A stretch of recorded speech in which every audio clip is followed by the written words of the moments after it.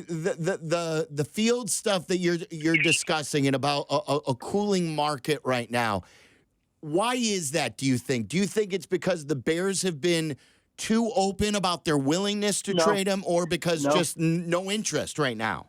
No, I just think it's a case where people think that they have to move on from him. And that's part of it.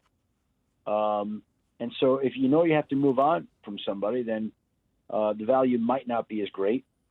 I also think that, like, in the case of Atlanta has a certain idea of the type of system it wants to run.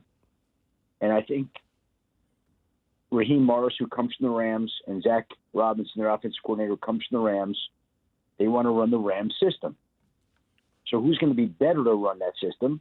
Kirk Cousins or Baker Mayfield or whatever quarterback they get, or Justin Fields? And I think that they prefer it the other way. So it's just a combination of factors like that, in addition to the fact that somebody's going to sign Kirk Cousins and somebody's going to sign Baker Mayfield, and there are 3 top quarterback prospects in this draft, and there might be 3 other guys that get drafted in the first round. So who's going to give up whatever compensation? It's just a whole combination of things. And by the way, they still may get what they want back from. We don't know that. My sense is that the market's not as robust as the Bears or Justin Fields would like right now. And by the way, I could be proven wrong. They could reach agreement on the trade today for all I know. But that's just my sense of things. Yeah. And we'll see how it plays out. I was going to ask Schefter, in terms of timing, not just compensation, but timing, is this something that you would expect to happen sooner rather than later for a number of reasons? Or are they just kind of at the disposal of other people making decisions? Well, I think that Ryan Poles made it pretty clear at the Combine that they'd like to do right by Justin and do it as quick as possible, right when free agency opens, which is a week from today. And in a perfect world, that's how it will happen, that it'll be done by this time next week. But it might not be a perfect world. And there might have to be some moves that are made. And so there we go. Yeah.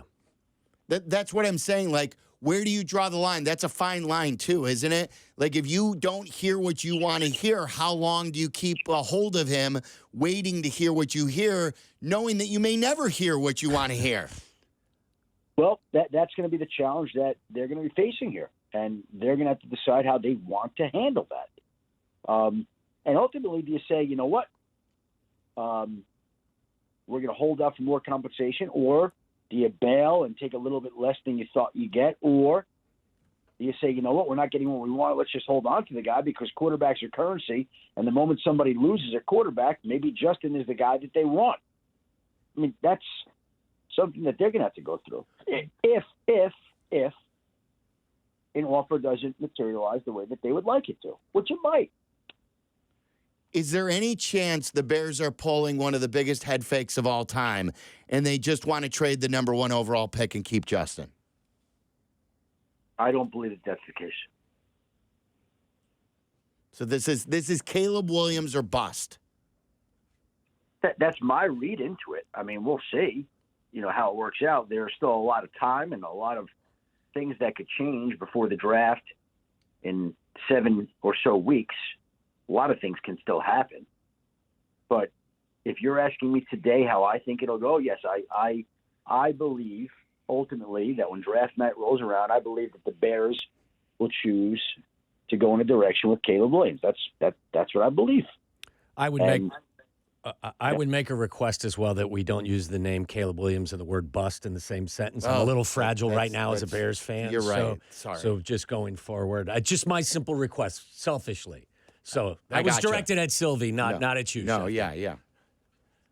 I don't recall using the phrase bust. Where's that? Who I Sylvie said Sylvie Caleb did. Williams or bust. And I said, and he's smart to say that. don't use that word in the same sentence with any of these quarterbacks. We are a quarterback fragile city right now.